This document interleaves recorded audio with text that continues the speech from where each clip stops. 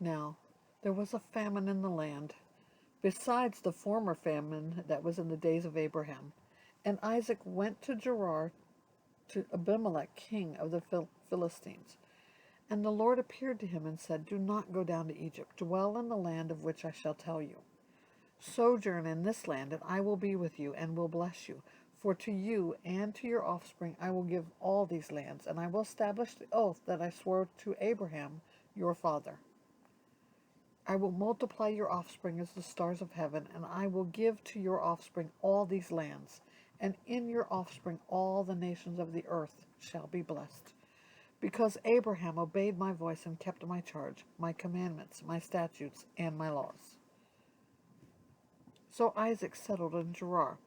When the men of the place asked him about his wife, he said, "She is my sister." For he feared to say "my wife," thinking, "Lest the men of this place shall kill me because of Rebekah, because she was attractive in appearance."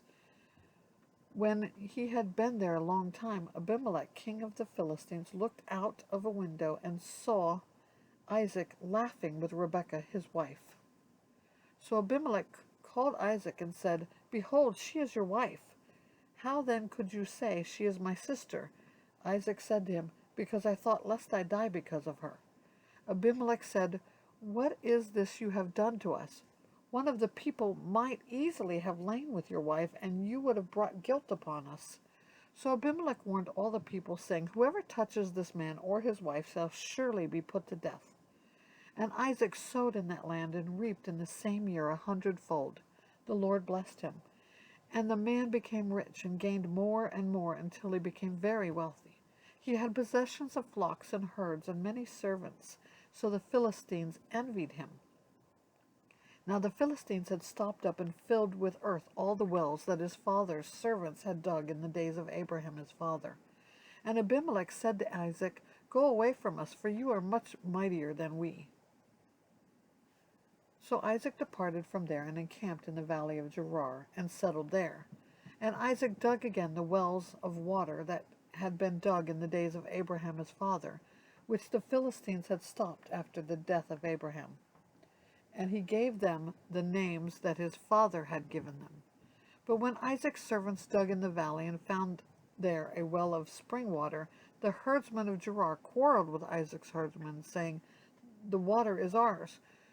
So he called the name of the well Esek, because they contended with him. Then they dug another well, and they quarreled over that also. So he called it Sitnah. And he moved from there and dug another well, and they did not quarrel over it. So he called it Rehoboth, saying, "For now the Lord has made room for us, and we shall be fruitful in the land." From there he went up to Beersheba. And the Lord appeared to him the same night and said, "I am the God of Abraham your father. Fear not, for I am with you, and will bless you, and multiply your offspring for my servant Abraham's sake."